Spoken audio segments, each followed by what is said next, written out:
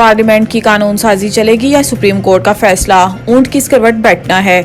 Chief justice supreme court में chief justice Pakistan काजी फाइज ईसा और justice Athar मीनुल्लाह पर मुश्तमिल बेंच ने मीर बादशाह केसरानी की नाअहली के केस की समाअत की, जिसमें अदालत ने ताहयात नाअहली की मुद्दत तयन का मामला लार्जर बेंच में मुकर्रर करने के लिए जजेस कमेटी को भिजवा दिया।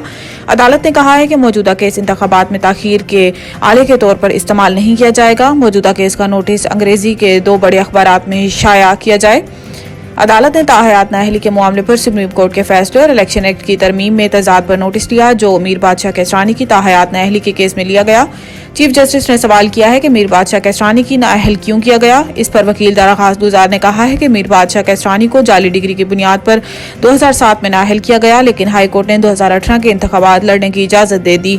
मीर बादशाह केसरानी को आर्टिकल 62(1)(f) के तहत नाअहल किया गया था। चीफ जस्टिस ने कहा है कि इलेक्शन एक्ट में तरमीम किसी ने चैलेंज नहीं की। जब इलेक्शन एक्ट में तरमीम चैलेंज नहीं हुई तो दूसरा फरीक इस पर इन्हिसार करेगा।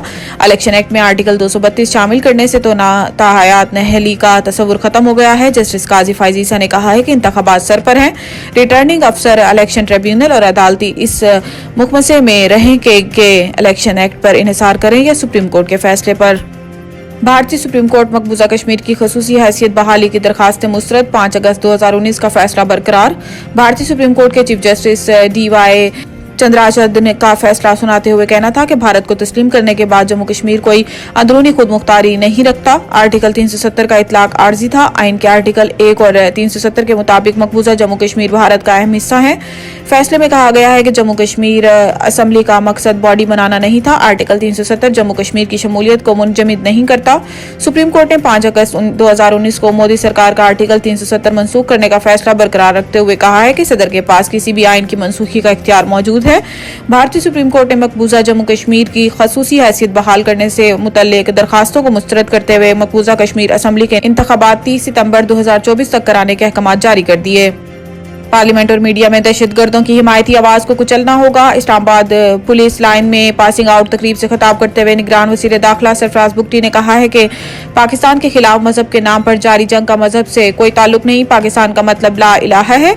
पाकिस्तान से दहशतगर्दी के नासूर को खत्म किया जाए। इन्होंने कहा है कि तसलसल न होने की वजह से हम जीती हुई जंग हारे। हमारे लेवल के लोग कंफ्यूज हैं। इस कंफ्यूजन को खत्म करना होगा। किसी भी वजह से हथियार उठाने वाला के हाथ काटना होंगे। इन्होंने मजीद कहा है कि ये जंग सिर्फ फौज नहीं, रियासत के खिलाफ है। हम सब ने मिलकर लड़ना है। पार्लियामेंट और मीडिया में दहशतगर्दों की हिमायती आवाज को कुचलना होगा। हमारा सबसे बड़ा मसला बतौर सोसाइटी करप्शन है। गैस दुनिया भर में महंगी, यहाँ भी मजीद महंगी होने का इम्कान।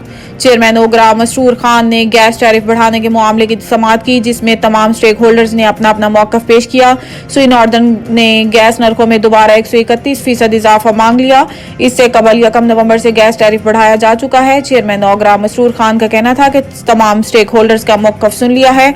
अगली समाअत पेशावर में होगी, जिसके बाद सिफारिशात हुकूमत को भिजवा देंगे। मसरूर खान का कहना था कि गैस की कीमतों में इजाफे का हतमी ऐलान हुकूमत करती है, लेकिन हमारे नज़दीक सार्फिन का मफाद अव्वलीन है।